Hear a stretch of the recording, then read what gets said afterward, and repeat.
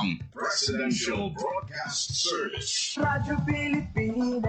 Radyo Publiko ng Bagong Pilipinas para sa Bagong Pilipino.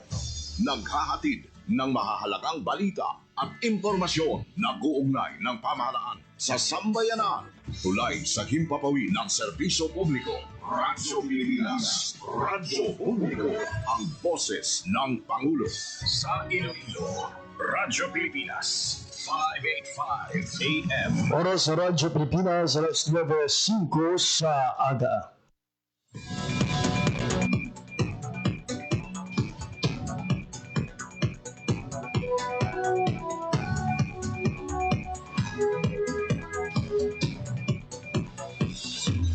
Sa Western Visayas, Panay Island, na tinamaan itong island-wide blackout. Ang pagsulod mo gid sa massive watershed. Pinaka-purpose na ini para sa operation nato. We have that in collaboration with the department. I am again standing up. Mapigtahan ang ila freedom of expression. Office of Civil Defense naman po. Balita, issue, kag iban pa. Diri sa Radyo Pilipinas. Radyo Publiko.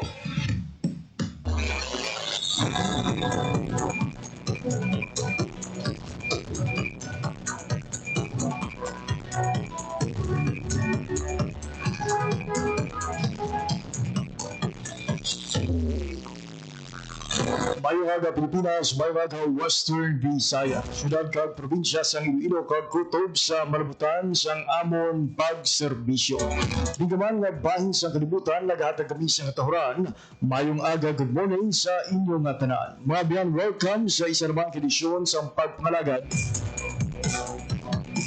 sa programa Balita, Issue, Kagiban pa. Adlaw kita karon sa Miyerkules, Oktubre 15, 2025. Mabiyan hindi na ikatatlo sa limatanan ka Miyerkules karon nga bulan sa Oktubre 2025.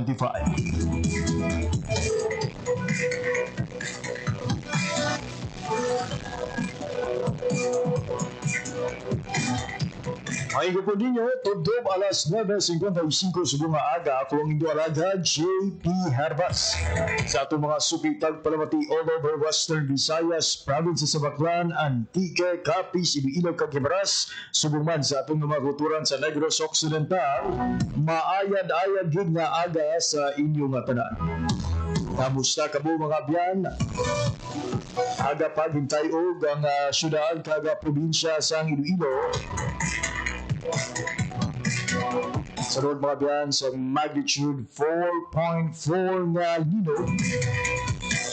Ang epicenter sini malapit sa Gimbal, Iloilo. Kaya nagresulta sa pagpatuman sa suspensyon sa klase sa madamong hablutuan diri sa syudad sang Iloilo, subuman sa Banwa, Pavia, Oton, kag Gimbal.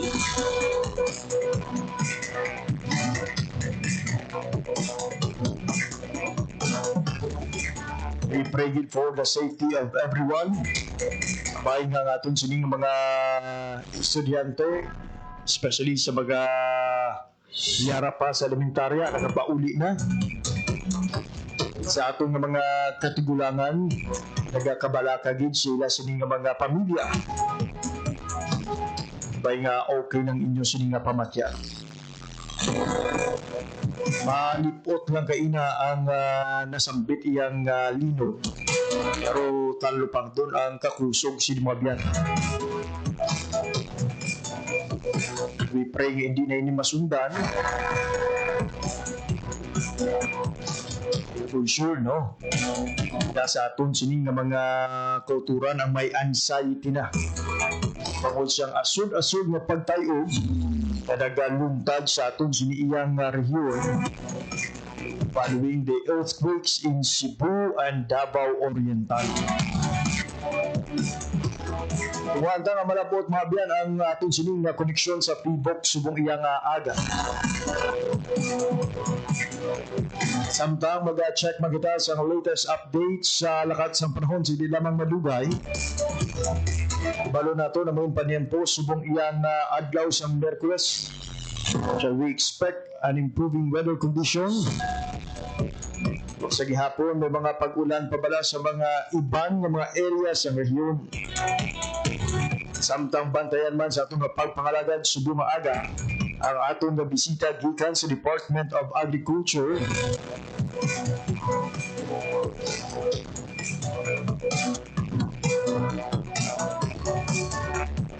Si Ma'am Rhea Cristina Resol, ang Senior Agriculturist, ang Agribusiness and Marketing Assistance Division ng AMAD, kag Regional Focal Person sa Young Farmers Challenge. Balo na itong mga biyan ang pinaka mga update sa sining YFC. Pinabala ang ginpadunggan bilang provincial winners karon nga tuig. Kag ano naman ang mga pagpanghanda ang ginapatuman sa atong sining DA Western Visayas para mapabili na maayong nga performance ang rehiyon sa national round sang kompetisyon. Hindi kaiban pa nga mga impormasyon bantayan sa itong pagpangalagad subong nga Merkules. Pero antes kita magpatpat sa aton sining nga mga balita kag impormasyon mga biyan, magakuha kita anay sa latest update sa lakat sang panahon. Hibalo naton sa Pag-asa Iloilo ang mga panyempo subong iyang nga Merkules.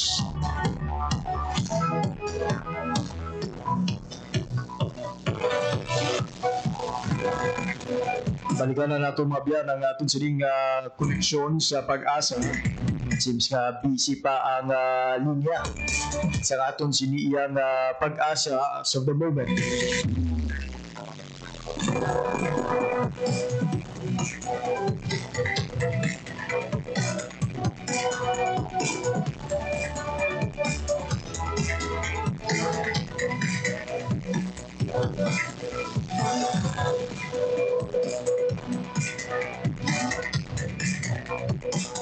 Yara na sa atong sining Zoom ang atong bisita of the day. Si Mama Rhea Cristina Resol, ang atong sining Senior Agriculturist, ang Agribusiness and Marketing Assistance Division ng AMAD sa DA Western Visayas. Check natin. Mama Rhea, good morning and welcome sa pagpakalagad sa programa Balita Issue Kagiban pa. Hello, good morning. Ma'am Rhea. Clear man ang akong ni audio. Yes, ma'am. Clear good. So, mayong aga sa atong mga tagapagpamalati diri sa aton sa Radyo Pilipinas Iloilo. Mayong aga sa imo, Sir JP. Thank you.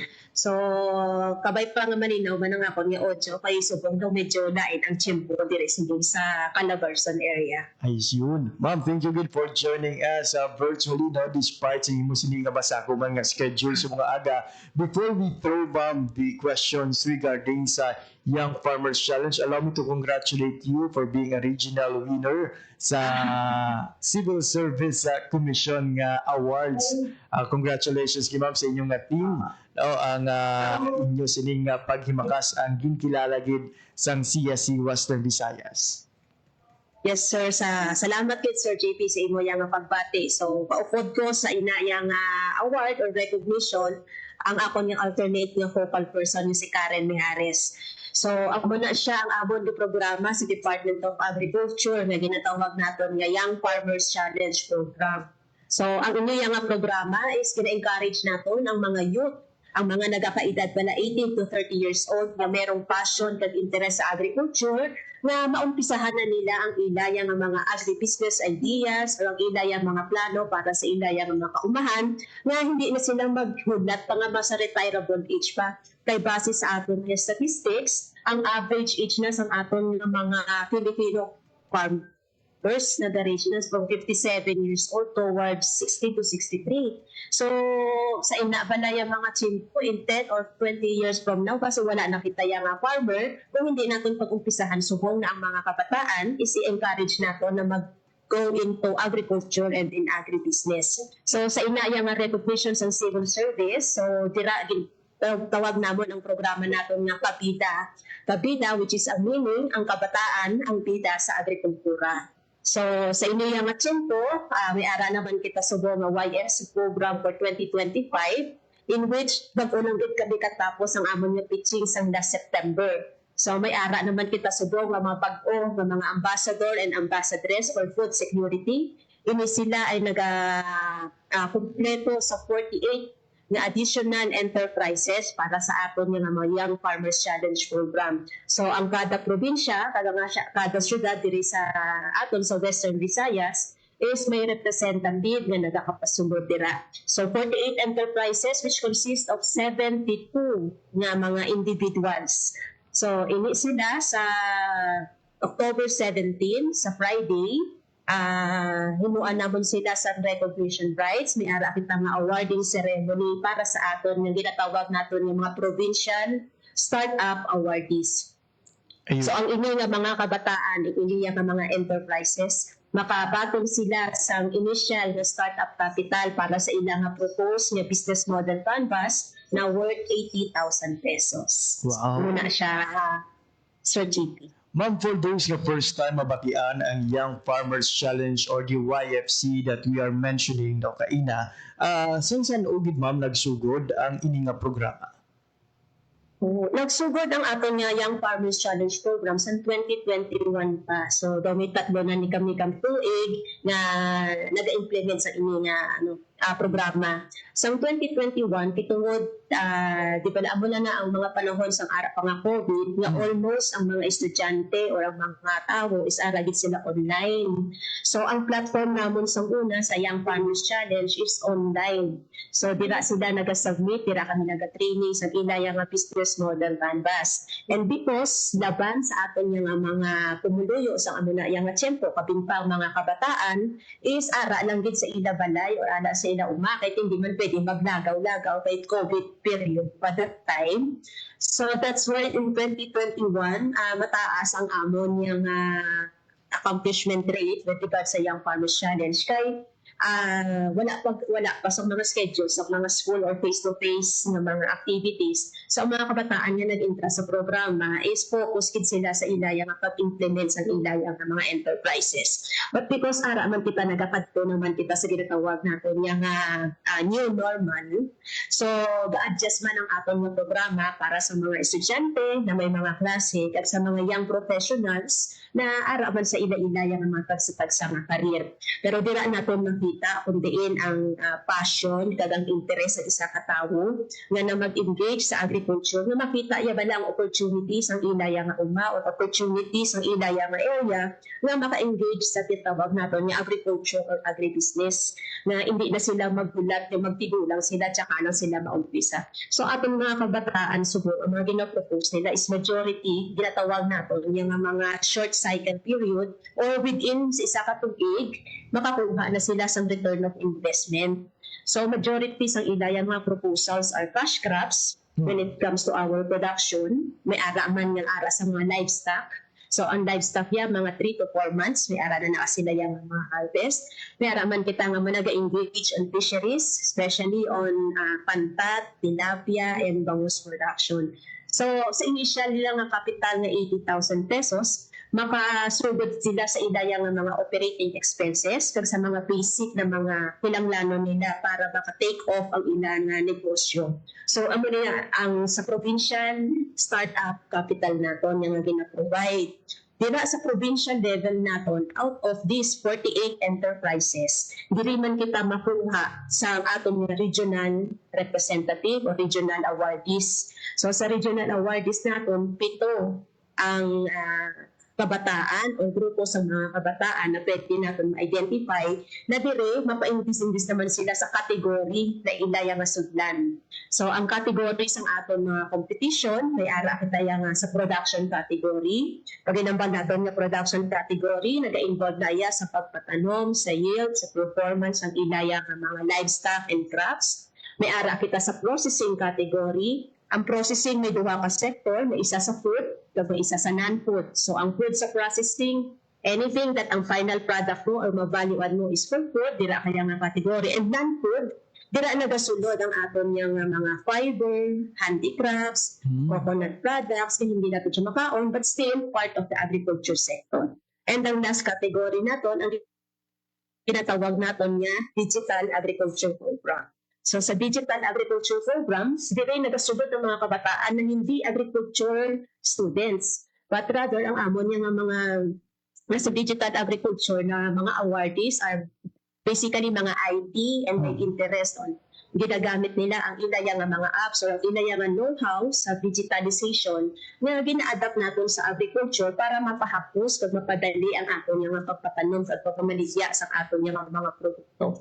So, for the information sa tanan, Sir JP, ang Digital Agriculture Program since higit pasunod na sa Young Farmers Challenge, ang Region 6 or ang Western Visayas wala gid nakatagtag sa national awardees.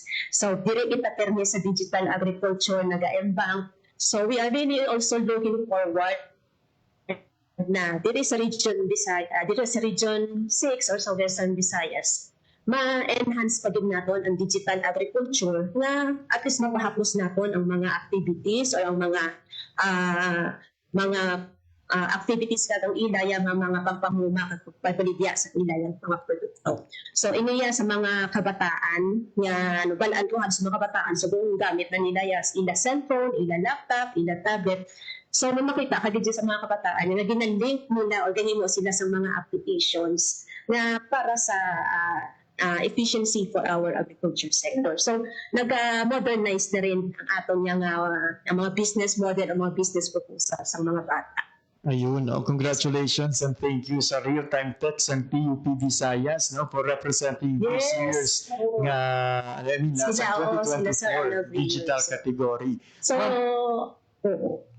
hopefully this time, halin naman sa Panay ang aton nga ang previous mo naton nga winner is from Capiz. That is the Closet Aqua Farm and then the Real-Time Agritech. So this time, hopefully sa Panay naman mahalin. Medyo tabo kita nga mga digital agriculture category, digital agriculture na representatives for this year. Before ko malipatan mo ang clarification lang sa 48 na-mention mo nga provincial winners, do we have did we include sa mga winners pa from Negros Occidental or for this year's nga YFC only Panay and Guimaras ang included?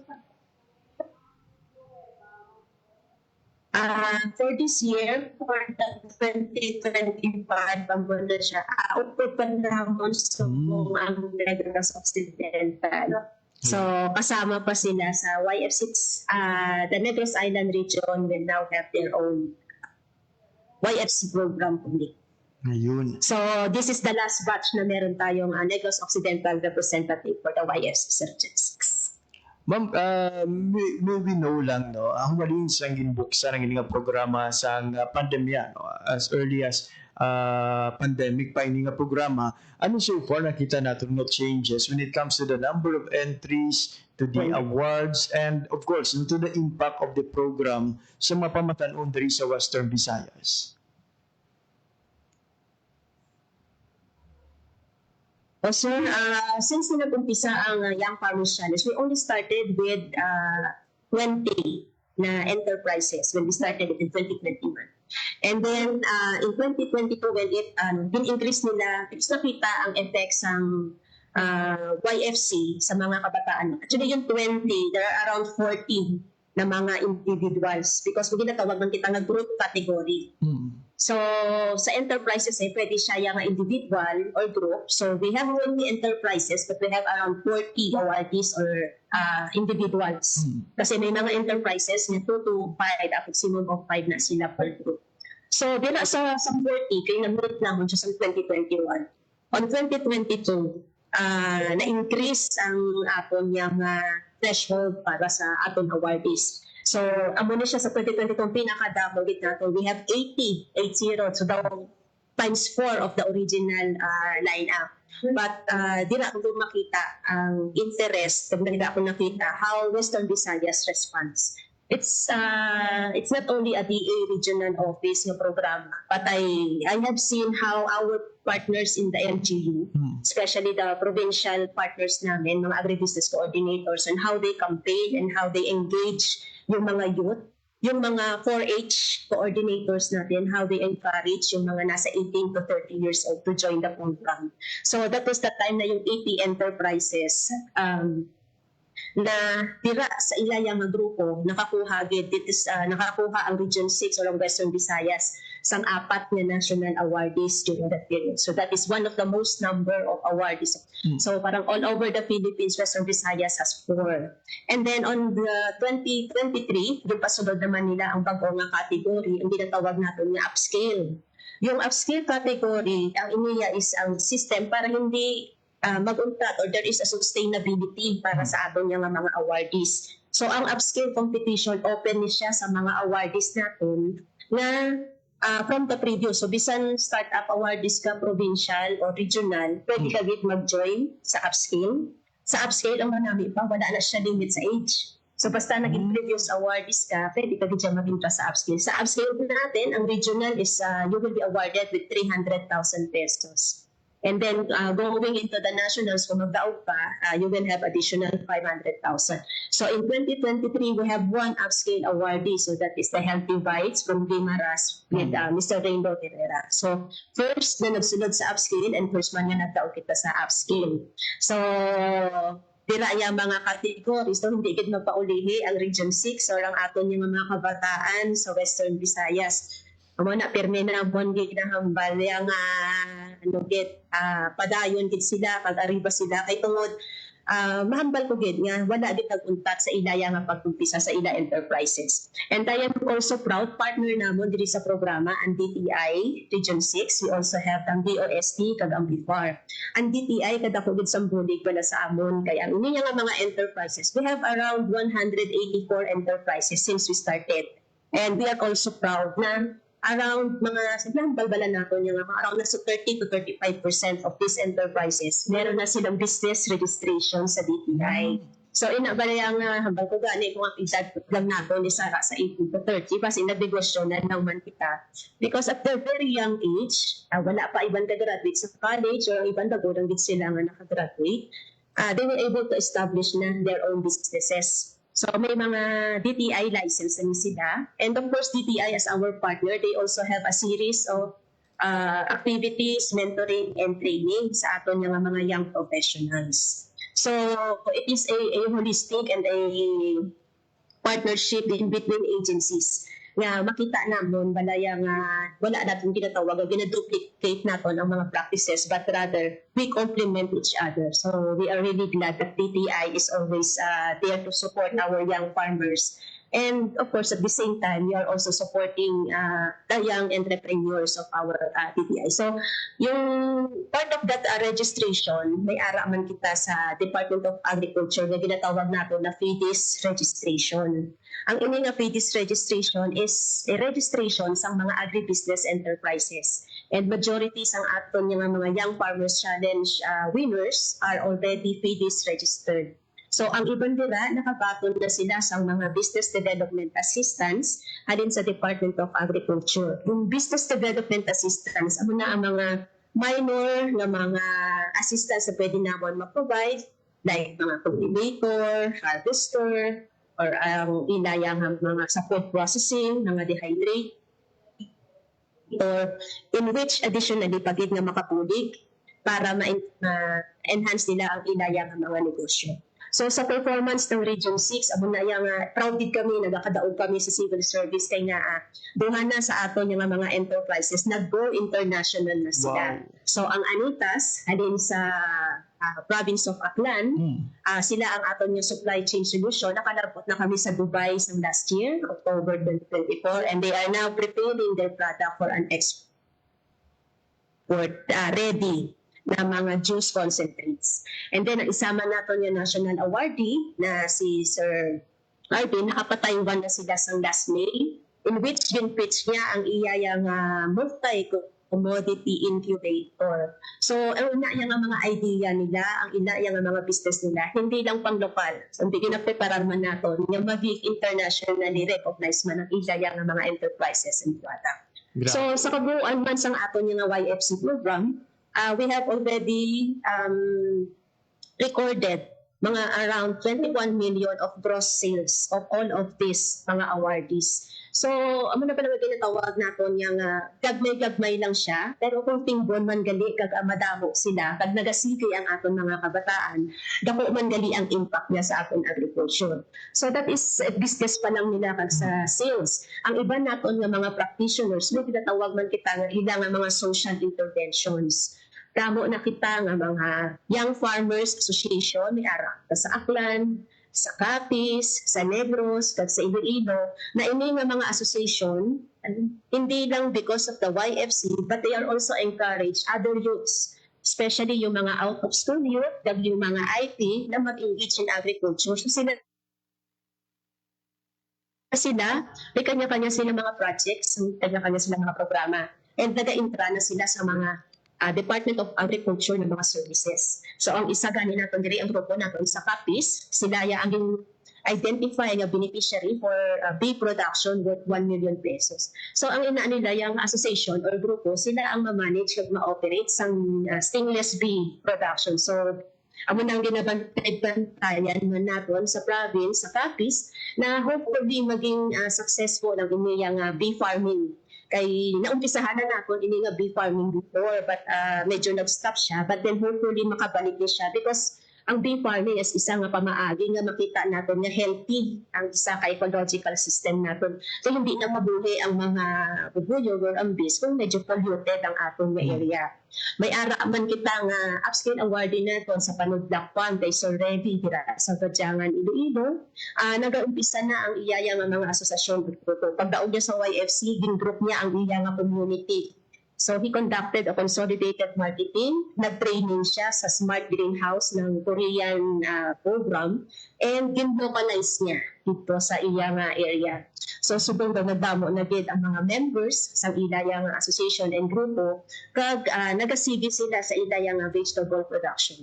So ang inyo nga mga impact hindi lang naton siya ma-measure based on the sales and the performance ng kada enterprise, but also gina-measure man namon siya how it affects and how it reflects our community. Not only ang mga youth, but not only the specific or normal youth, pero ang mga palagi involved natin ang mga out-of-school youths, ang mga IP representatives natin, and even the vulnerable sectors ng mga PWD and the senior citizen. Okay, sa gani the request pa mga senior citizen ko ay araman ko no yung senior citizen challenge program. Pero amo na. So we engage each one of us that dira ba lang ginapasulod man natin sila sa mga regular programs and bigay. So at least these are small sectors that we are engaging with na makita namon dira namon mabilang accomplishment kag ang improvements ang amon nga programa.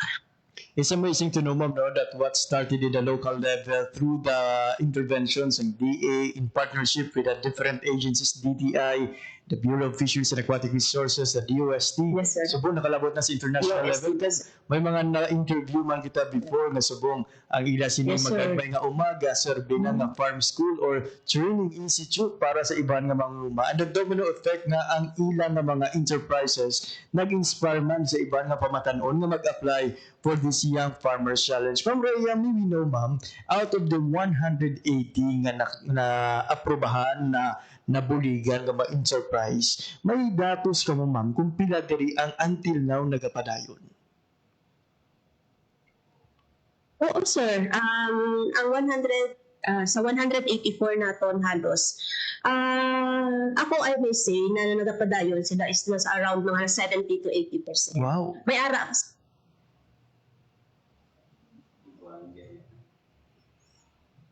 Right, we apologize sa sining Si Abby ang ginahambal. Mirang ni ara kita yung mga kabataan, nila yung broider o layer buga. Isa nga nag-practice sila sa ilayang mga career. Ay. Clear pa man ako sa nga audio.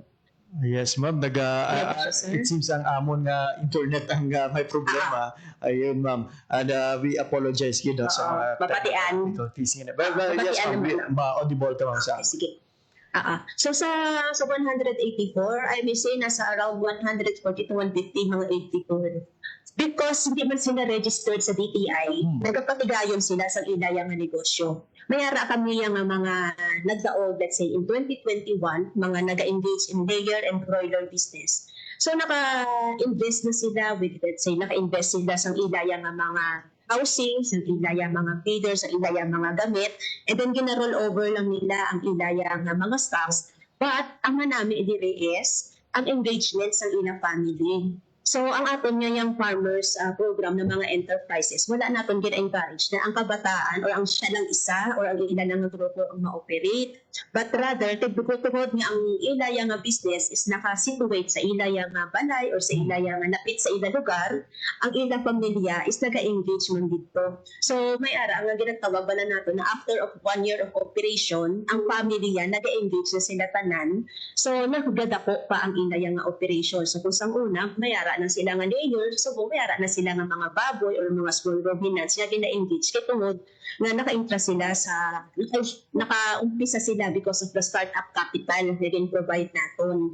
So may ara man kita yung mga reports ng mga kabataan nga sa una ang ilang naging post is only ang palaya production pero subong mas nagdamo pa gid ang ilayang mga tanong nakabalo na sila sa ginatawag naton yung production cycle kag mga vegetable schedule. So makamanage sila.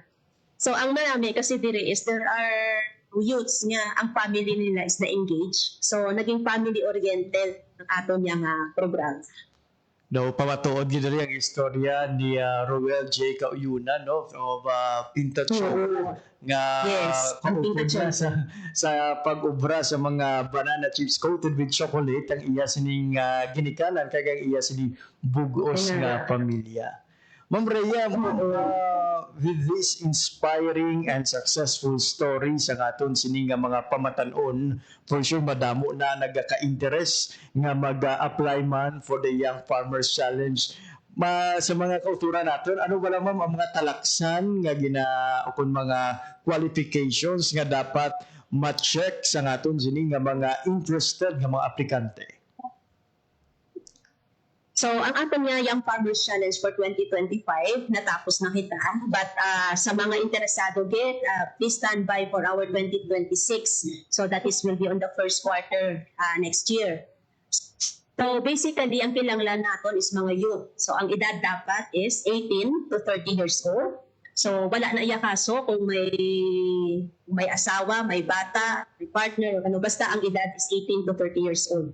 Ang mga estudyante, hindi siya open for agriculture lang. So, open man siya for non-agriculture courses, provided na may interest at passion din sila sa agriculture sector. So, bisan ikaw ay isa ka engineer, CPA, or marketing, basta ang imo yung propose na business model or agribusiness proposal is naga-relate sa agriculture. So, that's why we also on digital agriculture program, open ni siya sa mga IT students natin or sa mga engineers natin who are happen to be on the digitalization.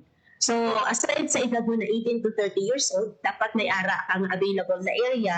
So, hindi kinanglan nga ikaw ang nagapanag-iya sa duta o sang area kung diin mo ibutang yung mga negosyo. Pwede ka na magkuha lang kita sa letter of consent coming from the owner na ginapasugdan ka niya or gina-approve niya ang pag-aamit mo sa iyang area para sa imo yung proposed na business enterprise. And then, makita natin ang sa mga proposed, especially doon sa production category, kasi sa diin mo siya itanong kung wala ka sang duta, ano ba lang ginatawag. So, ngita lang kita or mangayo lang kita sang consent. Hindi namon gina-require na ikaw din ang tag-iya sa duta para makapropose ka dira. Sa ato naman yung processing category, tinatanaw natin dira is ang innovativeness kag at the same time ang imo yang product na i-produce ang iyang opportunity sa market. So dapat meron kang established nga identified markets ang imo yang ginapropose mo process ng product or commodity. May ara kita may napasyalan ako sa nandigat lang sa Sara Iloilo. So padamo na subong sa mga chips nga nagakalapta, meron ang mga kabote, banana chips. Pero ang ini sa Sara, which is proud man kami nga this time nakasulod na siya sa Gaisano City. So his product will be available. Ini naman siya ginatawag niya nga cabbage chips. So imagine ang cabbage na convert na niya into chips and with various flavors. So meron siyang naging investor and now he is going to enter Gaisano. So hopefully makita na siya sa mga stalls kag sa mga all over the Philippines din siya nga Magaysano, not only in Western Visayas. So we also have ang category on the processing na ginatawag naton nga non-food. So yung mga engage on handicrafts, on fiber. Ang isa nga, ang naging national award din naton sa 2024, which is only last June, is on non-food category, amo ni ang eco sheets. So from Buruanga, Aklan. So ang ginagamit nila, ang ginatawag naton yung pests sang grasses, which is ginagamit nila para maghibo sila sa mga ecosystems together with fiber ng abaca, at least to enhance and to show how important abaca fiber is in Aklan. So gina-convert nila into special papers, stationaries, and boxes. So ang last natin is ang digital agriculture program. So dito sa digital agriculture, as ang kinakuha natin o ginatanaw natin is ang prototype. So kung may ara ng idea on mind ang isa ka bata and then entering the program, so ang prototype lang, amo lang siya ang tina-require natin. And then, so the rest of all the categories, ang importante lang, may ara sila nga ginatawag na passion and interest in agriculture. Muna siya ang makapasulog hit sa ila sa aton yung Young Farmers Challenge. Ayun, ma'am, we only have 7 minutes left sa aton sa interview portion. Last 2 questions na lang din, ma'am. No? Gusto naman nga maghatag pa sa mga duga pamangkot. Talalo pang din, ma'am Rhea, no? Humalin siyang nagsugod ang mga programa sa 2021. Hindi basta-basta naging performance ang Western Visayas sa national level. Ano ang sikreto kung paano ba lagi na siguro sa DA AMAD nga quality yun ang mga participants nga ginapadala sa Western Visayas sa national level? Actually, wala man din na sikreto, kaya hindi na siya sikreto. Number 1 sa programa namon sa Young Farmers Challenge, isa gid sa akon yung tinatawag ko nga support system and backbone is ang amon nga regional project management team. Sa sobrang sipag nila at sa sobrang tiyagaan nila to visit, monitor, and to guide and mentor ang aton nga mga Young Farmers Challenge, hindi madula ang motivation sa isa ka youth or sa isa ka entrepreneur. Pinakita iya ang support pa sa Department of Agriculture na ginabisitahan gid kag ginakatsuan ng ilayang mga enterprises. So, very flexible ang ako niya nga regional project management team. Like kung hindi dahil sa ilayang nga kapoy, pudaw, pag-overtime, hindi gid siya mahimo sa Western Visayas nga YFC team. And then of course, ara man gid ang support halin sa amon yung mga heads ever since that we started the Young Farmers Challenge program. From our regional directors, from Rem, kay Sir Albert, now for Sir Dennis, wala nila pabayaan ang YFC program every time that we have activities that we are doing. So na-feel sa mga aton ng mga awardees at amon mga partners sa PLGUs ang support sang aton yung mga heads. At the same time also sa inside within the DA office, I am hearing other stories from the other region. But I am really glad na diri sa aton sa Western Visayas, kahapos ang amon nga processing when it comes to the release of the funds, with the release of the prices. Kung kaysa hindi natin na ma-avoid na may mga technicalities, may mga administrative procedures that we have to undergo. But I am really glad that very understandable ang amon nga mga upos sa office. So amo na gani ginahambal ko ang recognition nga ginhatag nila sa amon nga programa sa Region 6 for the YFC program is not only for AMAD alone, but it is for the whole DA Western Visayas. And hindi ko man malipatan pagid ang isa mamabal na sikreto, pero isa gid sa mga naging edge namon is ang availability sa aton nga mga technical experts.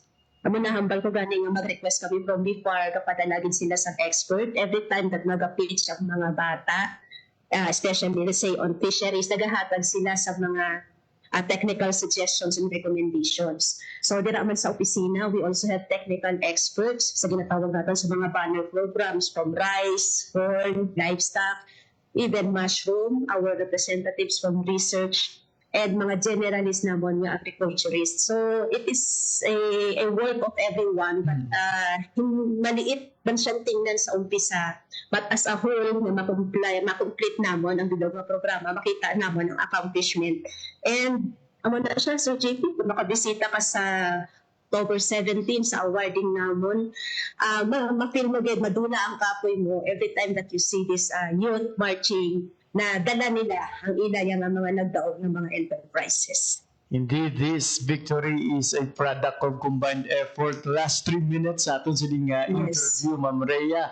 Ma'am, ang imo na lang nga mensahe sa atong sining mga young farmers sa tanan nga pamatanon kag mga pasalamatan sa atong sining pagpangalagan. Okay. So, in behalf sa Young Farmers Challenge Program sa Western Visayas, nagpasalamat din kami sa amon yung mga heads, sa mga kabataan, sa totoo lang, kamo ang tunay na bida. Kasi hindi naman siya maging accomplished yung programa kung wala ang hindi ng mga kabataan nagapadayon sa ilayang mga enterprises at mga businesses. Ang isa lang naman na pwede ginahamban ang Department of Agriculture, aragid na magsuporta sa aton ng mga kabataan. Parehas man sa pagsuporta natin sa aton ng mga farmers and fisher folks na diri sa region. So, ang mga kabataan niya ini gina-expect man nato na later on sila na ang maging ambassador and ambassadress ng food security. Makita dyan natin sa positive sa idaya ng mga focus enterprises na kabay pa is makadugang pag makabubikit na ma-attain nato ng food security diri sa region. And of course, kay pasalamat ko sa amon niya nga chief, kay Ma'am May Ann Graho sa Agribusiness and Marketing Assistance Division na sa iya nga suporta nagapasigit at nagapatigayon din ang amon niya nga program. And of course, inyo dira sa Radyo Pilipinas na naga-support, naga-interview pag naga-promote sa amon niya nga programa. So nakilala mo ang amon niya pila ka mga awardees. So nagapasalamat din kami sa inyo sa media nga wala man nga wala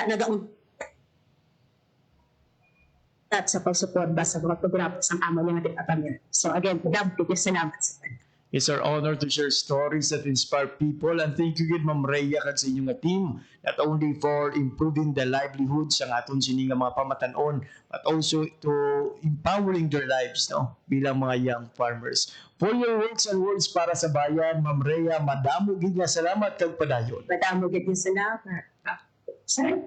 There you have it, mga advance, Ma'am Rhea Cristina Resol, ang aton sining Senior Agriculturist sa Agribusiness and Marketing Assistance Division sa DA Western Visayas, ang sa ila sining update sa Young Farmers Challenge. Gusto naman nga maghahatag pa sa dugang nga mga pamangkot, but unfortunately, we only have limited time left sa aton sining pagpangalagad, ang aton sining interview actually via Zoom, limitado lang sa 40 minutos. But we look forward, no, nga sa masunod na edisyon, makaupo natin liwat si Ma'am Rhea kag ang team sang Young Farmers Challenge. And we look forward nga mapabati mismo ang mga istorya sa aton sining mga young farmers diri sa Western Visayas.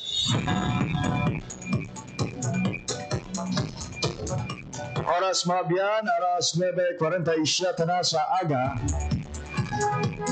Tunga na ito nga makuha ang update sa aton sining patrol. Sana ang sitwasyon sa aton sining patrol. Kuha na ito ang update. Alin kaya Ginal Bacray, tapos nang iya sining paglibot sa syudad sa Iloilo. Subong iya nga may pagtayog na dapat siya gana naman sa Western Visayas, particularly sa syudad kag probinsya sa Iloilo, nagipna ang pila ka mga area sa aton nga rehiyon.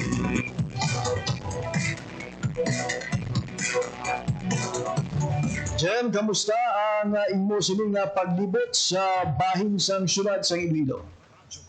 Jeep, sa bahin sang Kapitolyo, gin-suspende ni Iloilo Governor Arthur Defensor Jr. ang trabaho kasunod sang nabatyagan nga pagtayog, no, sang sininglinog nga nagluntad sa probinsya sang Iloilo. Sa aton sini nga pagpadulong sa Kapitolyo, Jeep, bisan nga gin-deklara ining work suspension, ginmando ni Governor nga ang mga kliyente nga temprano pa yan nagkadtuda para hindi sila magruya, i-cater ang ila sini nga mga kinahanglanon, especially ang mga essentials, nagapangayo bulig, gapangayo sang financial assistance, sa video naton nga makita no kung ninyo makita nagaserve subong opisina sa Kapitolyo ang gwa sang Kapitolyo ang labi ang ginaagyan sang salakyan dira subong nagtipon ang ining mga empleyado nagbutang sang bangko ag lamesa kag dira ginapatigayon ang mga transaksyon no especially ang mga kliyente nga nagkadto kay gusto ni Gobernador Defensor nga hindi bla magruya ang aton sini nga mga empleyado kay kung dito kakaroon din sa Carles mga yo ka assistant tungod nga may earthquake hindi ka nakabalik ti dumitungol man ina no so may yara sing time sa lokal gobernador di ikitar naton sila para sila magruya tiara mismo si Gob sa dalom sang Kapitolyo sa video naton dira no kung may time pa kita gani pabati ang interview ni Gob pero kung alang-alang na sa iba na lang naton nga pagpangalagan ara o sitwasyon na kita mo ang pagpunsok sang tawo ara sila sa gwa wala transaksyon sa sulod sa gwa may mga bangko ang butang da kag lamesa nga dira mismo ang pila sa aton sini mga kliyente kasi Gobernador Defensor dahan na nagpumirma dira sa nagpumirma sa mga papilis nga importante bla sa gwa na kay suno kay Gob in kaso nga may mga aftershocks madasig lang sa open field kag daw ginalain subong ang approach sang PDRRM mo santo sa recommendation nga hindi bot silingon nga kung may tapos ng linog automatic balik dayon kay daw sunod-sunod mo langot-angot bala jape siling ni Gob hindi ko na pagpabalikon ang mga empleyado sa sulod paligado na ang 24 hours so hopefully buwas makabalik na sa normal ang operasyon sa Kapitolyo. Commendable gid ang ining effort sa atong sining gobernador nga mismo nagpadayon sa iya sining pagserbisyo sa piyak sang suspensyon sa opisina iya sa bahin sang Kapitolyo kay sakto naman no may mga may mga kauturan kita iya nga kaagahon pa nagbiyahe halin sa malayong lugar para lang makabisita sa Kapitolyo. Pamati ta ba jeep san lipot lang ang interview ta kay Governor Defensor. Paano oras ang aton nga pagkita? This is what we did. Okay, nag-execute kita sa protocols nato. Hinilog kita. Hindi sa aton, it was at intensity 3 at 6:46 in the morning. The epicenter is in Gimbal, 4.2. May pila kita ka banuangan na nakamatsag, nag-execute na kita direct. Naka-inspection ng aton engineering. Ordinarily, after 1 hour, 5 days ang engineering natin so nabatian ang kabahin sa interview ni Governor Defensor ang iban sila karon bantayan na lang sa iba nato nga programa sa Radyo Pilipinas Iloilo pero sa subong halimbawa may transaksyon ka kadto ka lang da sa gwa kay base kung ma-cater ka especially kung malayo lugar mo no? Napangitaan gid pagi sa provincial government nga ma-cater hindi nga totally nga mapuli gid daw karuya gid kung layo ginhalinan mo sa sina nga aspeto no considerate ang aton sini nga provincial government hasta nga may kliyente i-cater nila na pero kung matapos kung maubos sina laban-laban mapuli man ang aton nga mga empleyado. Diyan nga quick update lang sa City Hall ya kamusta? Sa City Hall paglabay naton normal yan sa sulod na to no naka after sa inspection kagina back to normal na ang sitwasyon dira sa Iloilo City Hall pagsulod naton pag pamangkot to si isa sa mga executive assistant si Sir Mitch Antiqueña. Sinan ko sir dayon ang ang scheduled earthquake drill na niya daw hindi naguro. Kay ti daw nagubap lang plano. Kay nagtutuod na jeep ang ginprepahan nga drill natabo gid ini no sa bahin sang Iloilo City Hall. So ginakita na to may nagapila sa OSCA sa sulod sang City Hall sa elevator daw back to normal na yan ang sitwasyon. Sa sulod sang Iloilo City Hall wala suspension sang trabaho. Ayun. Madamo gyud salamat diyan sa imong mga balita. Amo na madulong naton nga report para sa Bagong Pilipinas, Gina Baclay, Radyo Pilipinas, Radyo Publiko. Pilipinas. Radyo Publiko. Radyo Pilipinas. Oras sa Radyo Pilipinas, alas 9:53 sa aga, mga biyerwa na kita sa oras, kinabilin sa ating sininga pagpalagan. Gustuhon taman na magpalawin pa kabagatan sa madugo informasyon. But we only have limited time left sa ating sininga edisyon. Anyway mga biyan maraming salamat sa talang nalupod sa atong sining episode sa buong adlaw sa Miyerkules, Oktubre 15, 2025 sa akong mother-in-law nga si Mama Maria Morena Canerejo kay Tita Piamalar kami manlapig kay Tito Kapa Pab sa Dimatolos. Kag sa tarang halagupod sa aton sa ning edisyon, madamo giga salamat sa inyo nga padayon nga pagtutok sa aton nga pagpangalagad. Wala kita sang oras, ulog na kita buwa, same time, same station. Sa kalang ginaman sa akong mga katuwang technical, Mr. Bermoda Ventura sa studio, kag Mr. John Magallanes sa transmitter. Ako naman ang inyo nang inalaga, JP Harbas. Madamo ka salamat sa inyong pagpamati. Maayong aga, Pilipinas. Balita, issue, kag iban pa. Diri sa Radyo Pilipina. Radyo Publiko. Radyo Pilipina.